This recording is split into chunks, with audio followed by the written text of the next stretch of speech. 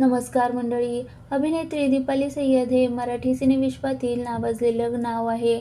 आपल्या सुंदर अभिनयाने प्रेक्षकांवर हुकूमत गाजवणारी ही नायिका नृत्यांगना सध्या चर्चेत आहे. अभिनय ते राजकारण असा यशस्वी प्रवास करणाऱ्या या अभिनेत्रीच्या वैयक्तिक आयुष्याबद्दल काही गोष्टी जाणून घेऊया. दीपाली सय्यद उत्तम राजकारणी अभिनेत्री असण्यासोबत उत्तम डान्सर देखील आहे. दीपाली सय्यद यांनी त्यांच्या कारकिर्दीच्या सुरुवातीला बंदिनी, समांतर या मालिकेमध्ये काम केलं. तिने करायला गेलो एक, लाडी गोडी, होऊन जाऊ दे, मला एक चान्स हवा, ढोलकीच्या तालावर, उचला रे उचला, मुंबईचा डबेवाला या चित्रपटामध्ये काम केलं.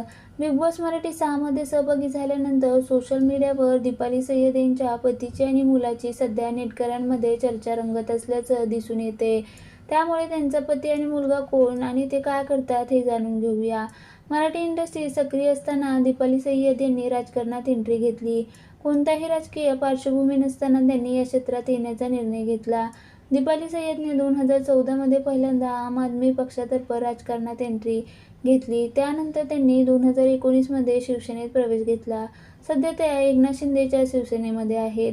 दीपाली सय्यदने 2008 साली बॉबी खान यांच्यासोबत लग्नगाठ बांधली. दीपाली आणि बॉबी यांना एक मुलगा देखील असून त्याचं नाव अली असं आहे.